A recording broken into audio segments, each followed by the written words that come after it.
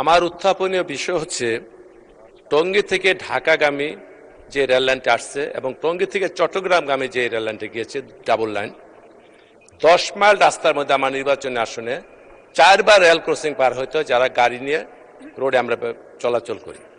এইটা সাপ বেজির খেলার মতো এমন ভয়াবহ যে টঙ্গী থেকে রওনা দিলে 10 মাইল রাস্তা অতিক্রম করার সময় 1-2 ঘন্টা লাগে।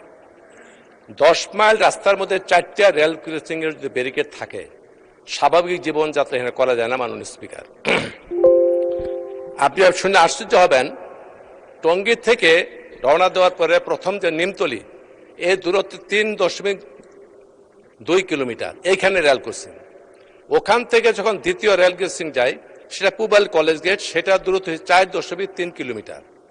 ওখান থেকে যখন পরবর্তী রেল ক্রসিং এটা শিমুলিয়া, তার দূরত্ব হচ্ছে 2.7 কিলোমিটার।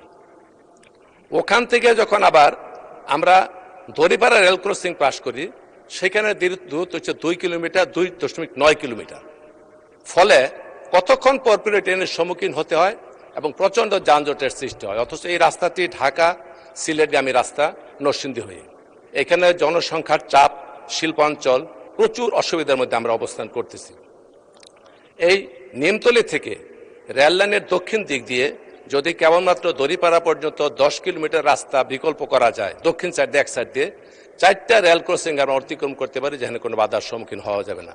আমি সেই ব্যাপারে মাননীয় সড়ক, পরিবহন এবং সেতু মন্ত্রীর দৃষ্টি আকর্ষণ করছি। আশা করি জনদুর্ভোগের কথা চিন্তা করে এই ব্যাপারে উনি দ্রুত ব্যবস্থা গ্রহণ করবেন। আপনাকে ধন্যবাদ মাননীয় স্পিকার।